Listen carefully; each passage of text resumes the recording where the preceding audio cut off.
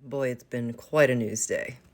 Outside of Tucker and Don Lemon, and the fact that the media is crumbling, the most important news, however, is Susan Rice leaving the White House. It kind of seemed like people were distracted after that news came out this morning, but I gotta tell you, we're not gonna forget how corrupt she is and the fact that every word that comes out of her mouth is basically a lie. There's so much to cover, so let's start here. Susan Rice was being considered for vice president under Joe Biden, but the reason she could not be vice president was because she had questionable investments. Remember when Joe was confused about fossil fuels? First he was like, I'm not touching it. And then he's like, I'm going to abolish fossil fuels. Well, Miss Rice had $2 million in shares in 3 fossil fuel companies. $1 million worth of Johnson & Johnson, $823,000 in Apple, and $289,000 in Comcast shares. She also owned $14 million in shares for Canadian Pacific Railway. She also sat on the board of Netflix. I mean, what better way to influence young minds? I mean, you may as well be Disney. And she got $2 million in shares for that. One of those investments that she had with her husband, who we will discuss shortly, was $2.7 million. Yes, you heard me right, $2.7 million on a somehow $180,000 salary, was Enbridge. You know who Enbridge is? Keystone Pipeline.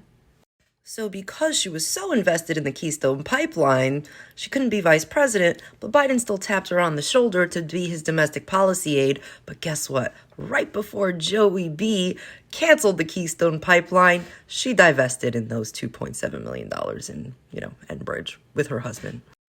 Who is her husband, you say? Well, he's only the executive producer of ABC News.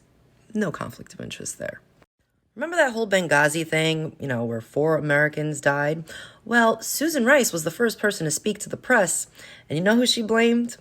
Americans. She said that an American posted a YouTube video which angered the terrorists and led them to kill those 4 Americans. That's what she said.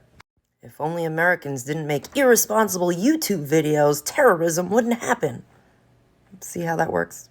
Then there's Obamagate. If you don't know, basically, the Obama administration spied on the Trump team during his campaign, which is highly illegal, and no one did anything about it. But Susan claims she knew nothing about it.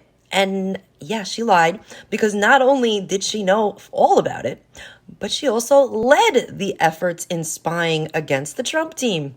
Not to mention that we don't know much about what she did before she worked for the Clinton, Obama, and Biden administrations, except she did work for this company called McKinsey & Company. She was a consultant. So was Buttigieg. And when that came out, it was an issue because there are a lot of scandals with this company, namely when it comes to foreign relations and muddying the waters there. That's a whole nother video.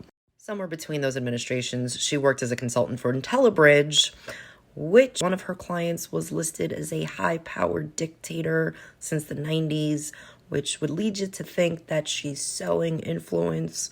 Seems to be a Biden administration standard. And of course, she worked for Brookings Institution. What corrupt person doesn't work there? I mean, I gotta say, she's good at what she does. When she worked for the Obama administration, she was the richest person there, and she was the richest person under the Biden administration. So, I mean, if you're gonna be corrupt, I guess do it right.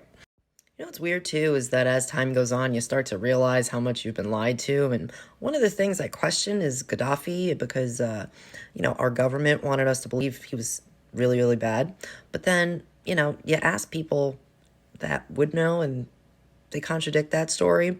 But you know who led the efforts in making us believe that he was a really, really bad person? Susan Rice. It's weird because it almost seems like she just started a rumor that led to a man dying. Because she said that he was terrorizing the population with sexual violence and giving Viagra to the troops, and investigations were done, and it turns out she lied. There's so much more to cover, but it's getting late. But I encourage you guys to follow the money because there's so much to be found. And Susan, if this was a panic move, it's too late. No deals.